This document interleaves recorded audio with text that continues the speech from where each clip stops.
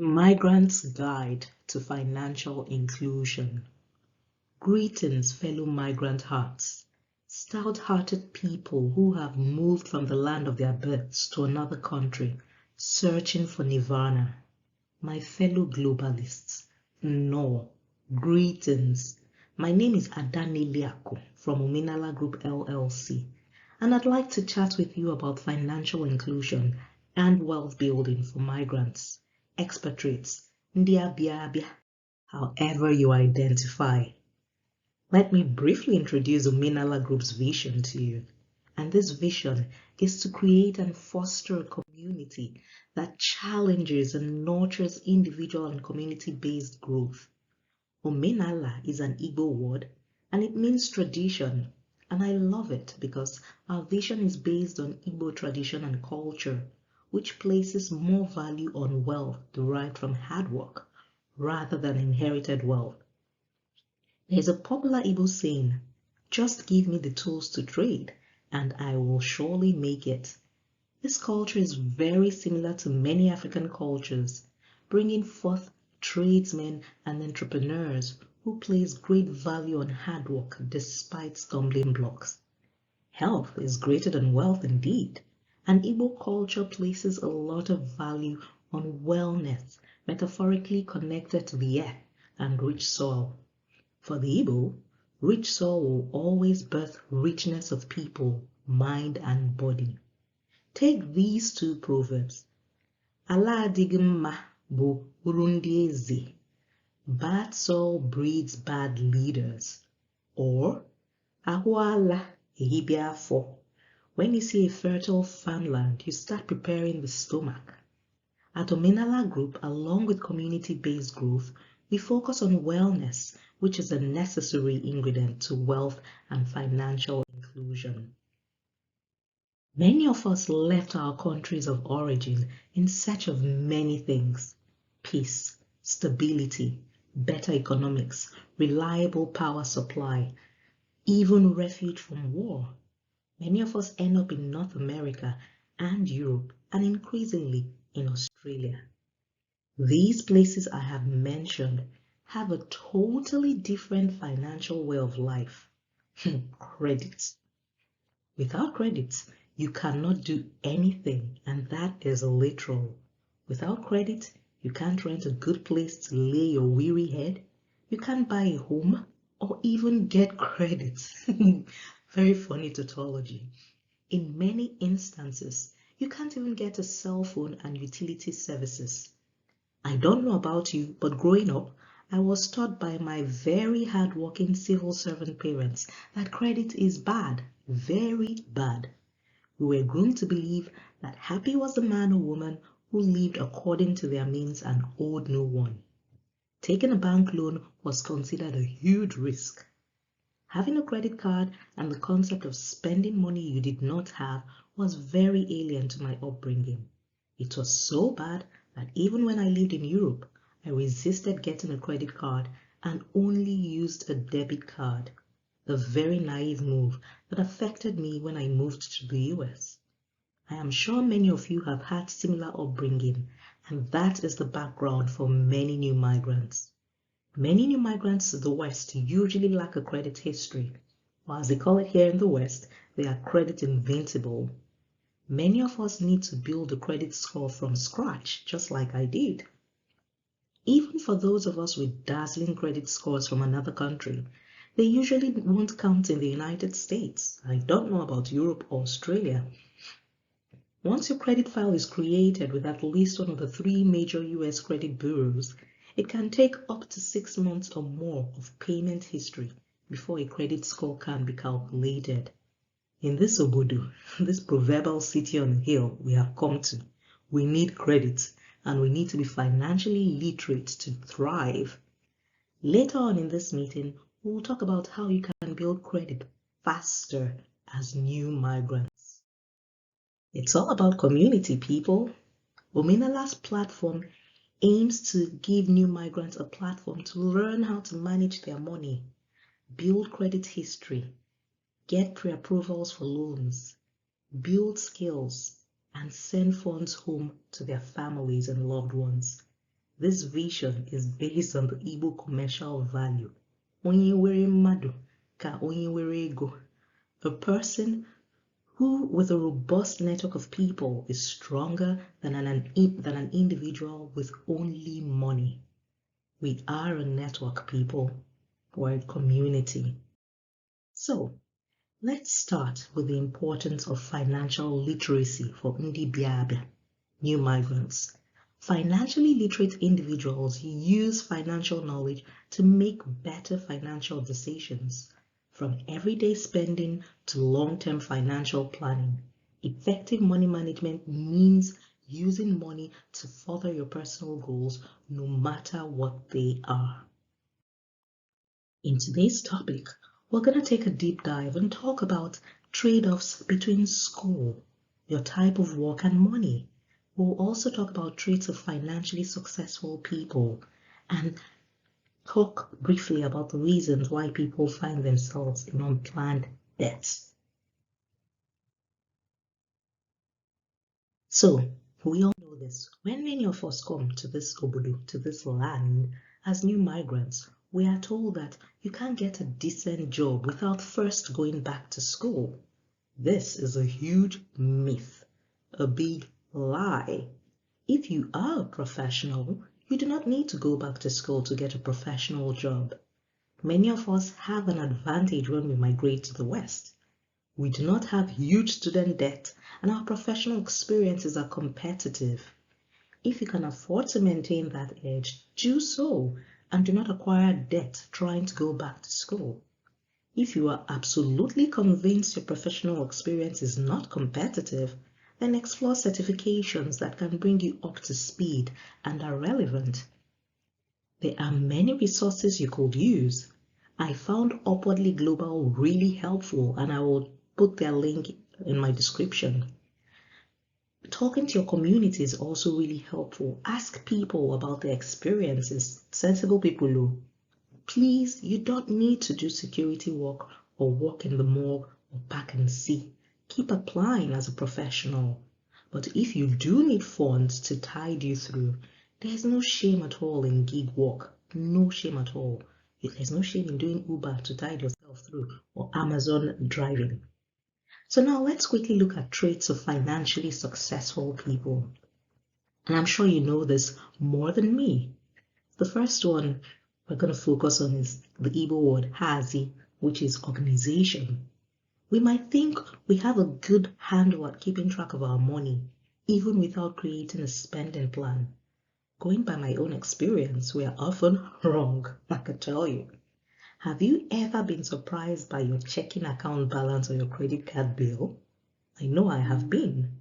To avoid wasteful spending, financially healthy people track their income, their monthly bills, and daily expenses. In our next meeting, we will talk more about creating monthly budgets and using the internet to keep your finances organized and making sure you never miss a payment again by accident. Being organized doesn't take much time, and it will help to ensure that you are spending money on what matters next to you. Now we're going to talk about another Igbo commercial value that I love, and it's Orere Buezi. Ozuazu Buezi. And pardon my Igbo people, I am very intentional about speaking Igbo. Even when I sound like a chicken, I still want to make my Igbo better. So this simply means the seller is king, the buyer is king. Financially healthy people are informed. Everything is a market. As they say in Nigerian parlance, everything is market. As buyers, they understand any fees associated with their bank or credit union accounts, and they know how much these fees add up to each month. They check their credit report at least once per year to spot errors and to check for the warning signs of identity theft. They also know the interest rates on all of their debt and understand what could possibly cause these rates to change. He who has ears, let him hear. Be informed. Ask questions. Look, research. Be intentional about checking your financial balances. Financially healthy people create a plan to minimize the most expensive debt. possibly saving thousands of dollars over the life of their loans. For example, and this is a very vague example, if you have a credit card that the 0% APR is ending, move that debt to another lender that will give you a fresh 0% APR. Try as much as possible not to pay interest on a credit card. So let's quickly look at reasons why people find themselves in unplanned debts. Did you know that Americans are in more debt today than at any other time in history? Many have huge student loan debts of over $30,000. Many Americans have credit card debt of around $4,000 and upwards. These debt levels place many people in a financially vulnerable situation. High levels of debt can happen for a variety of reasons, from unexpected medical bills, God forbid, to the loss of a job, God forbid. And as I'm saying God forbid, I'm snapping my fingers like an Igbo village woman. But the main problem many new migrants face in managing their debt levels is controlling their everyday spending, which can add up in ways you may not expect. You know the whole one man na America syndrome. Don't fall into that trap, my brothers and sisters. Marketers spend billions of dollars per year to convince us to part with our hard-earned money through advertising, catalog mailings, and even by carefully planning the lighting and music in our favorite stores to make us more likely to spend our money. So sometimes you enter TJ Maxx and they might even play your Ika Winners for you to buy the Le Creuset you don't really need, or the casserole dish that you don't really need. There's not a lot of positive reinforcement messaging out there for saving money. Have you seen any?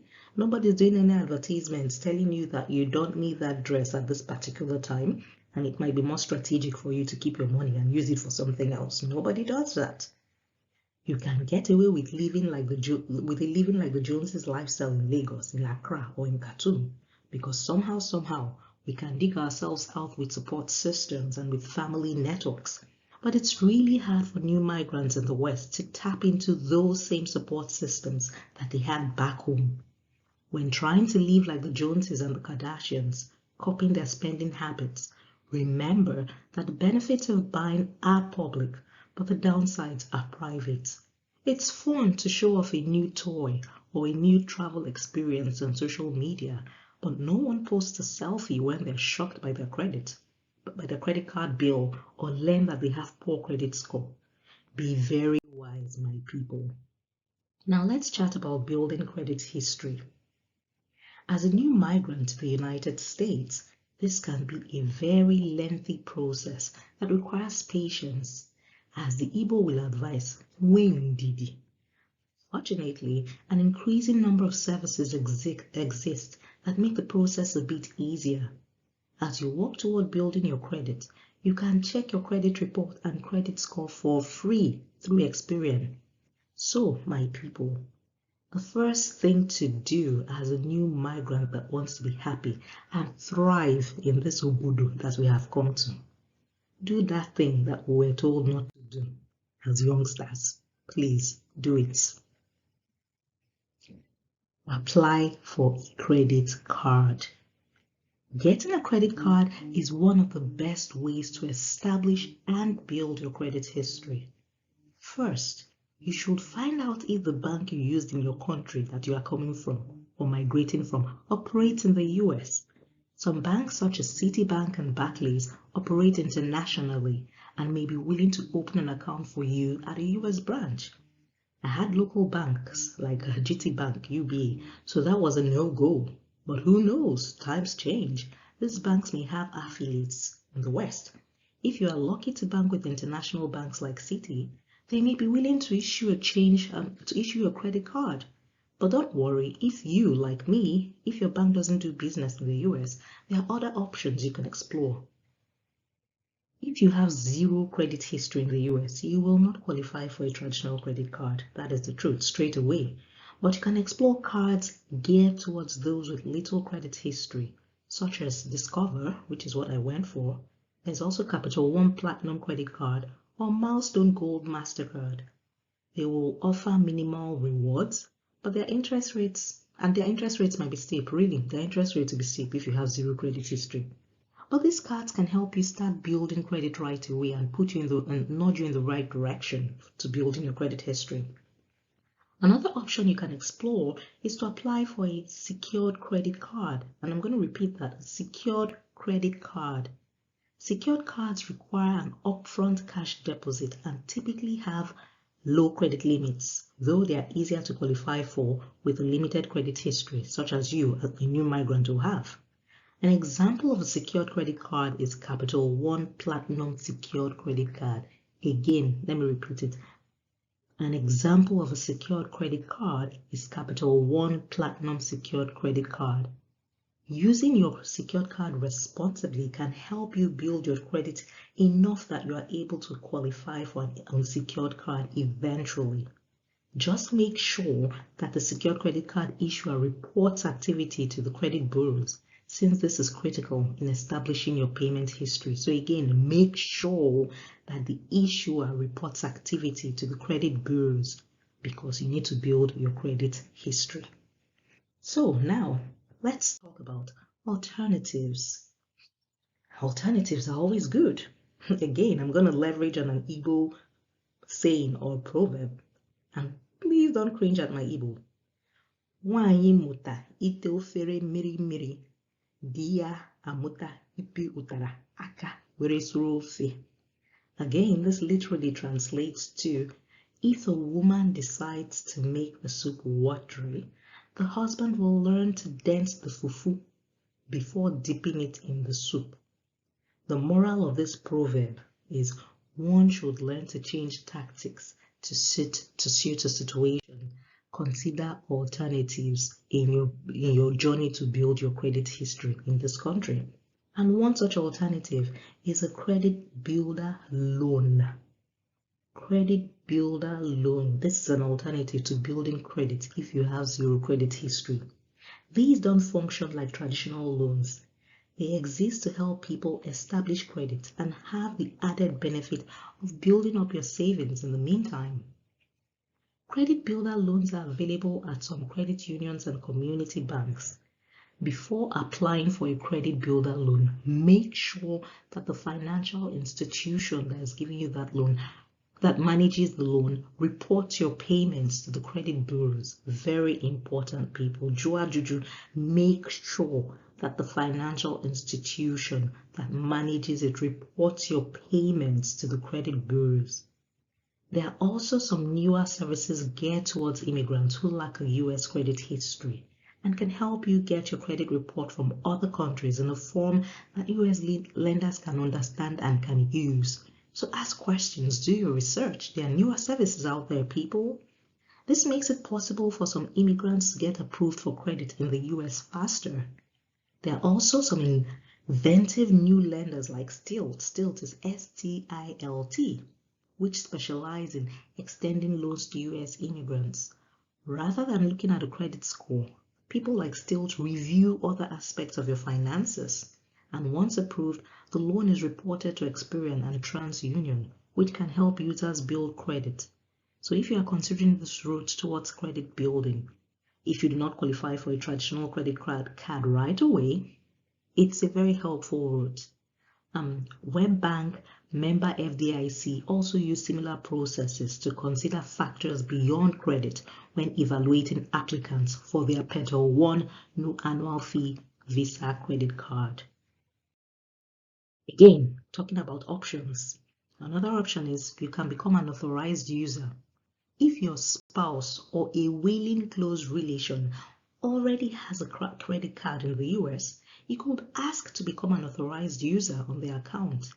As an authorized user, you will be able to make purchases using their account, but the primary cardholder is ultimately responsible for the card's payments. So, this has to be a relationship of trust.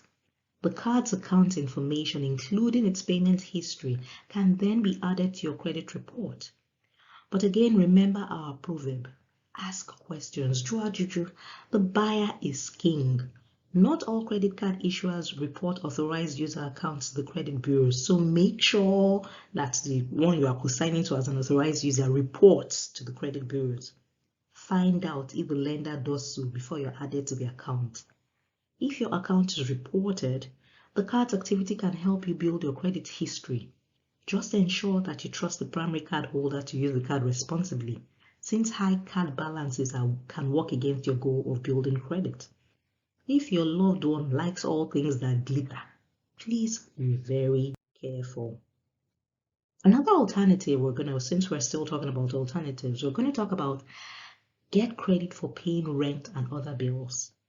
Rent payments aren't automatically reported to credit bureaus, but some property management companies and rent payment services do report their payments to Experian Rent Bureau, which collects rental data. These rental payments can then be factored into your credit score.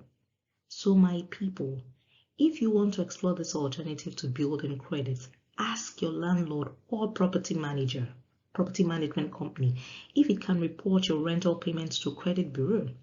If not, please research. Look into third-party services that will automate your rental payments and report your on-time bill payments to the credit bureaus. Get rewarded for paying your rent on time. Another helpful service is Experian Boost. Because please download what do you call that thing when you do the app? Get the app for Experian Boost, which gives you credit for bill payments that don't normally show up on your credit report. As you build a credit history, Boost can help you gain more ground by adding your payments for phone, utility, and streaming service bills to your Experian report. It's very important. So, I'm going to emphasize this, and I'm sure you know this more than me. I don't mean to preach. Once you have obtained a credit card or a loan, responsibility is key. Manage your credit or loan responsibly, and this will push your credit in the right direction, making it easier to then qualify for future accounts. These are the time-tested ways to responsible credit management that we all know. I am sure you know it more than me, so I am re-emphasizing. Pay your bills on time. The timeliness of credit card and loan payments are reported regularly on your credit report, and payments that are late by 30 days or more can drag down your score. Payment history is an important factor in your credit score, so it's key to pay your bills on time, every time. Keep in mind that even if accounts don't normally show up on your credit report, they have the potential to damage your score if you fall behind on payments and the account is sent to collections. Keep credit balances low. Your credit utilization, which indicates how much of your available credit you're using at any time, is an important factor in your credit score. So all these people that swipe every time, credit card, swipe, use no more than 30% of your balance at any given time to keep your score in good shape. Those with the best scores tend to keep their utilization rate in the single digits. If you want to learn more about credit utilization, please watch my upcoming video titled How Credit Works. Again, I'll repeat, if you want to learn more about credit utilization, watch my upcoming video titled How Credit Works. Be careful about applying for new credit. Getting accounts in your name is, yes, it's important, but applying for and opening too many new accounts at once can work against your score. The ages of accounts also factors into your credit score, so try to stick with the ones you have had for a while. Remember, slow and steady wins the race. In our next meeting, we will be discussing in depth why an immigrant should build a credit score. If you liked this video and got useful information, please feel free to subscribe to Omenala Group's Otobo. Otobo is a place for learning. It's an Igbo word. It's a place for learning, for spiritual practices, for honoring wellness and health, for events that bring people together in celebration. And here we will learn together, relate, and acquire skills together. So let's interact. In your comments, please give feedback and leave suggestions about relevance and topics you'd like me to cover. Until next time,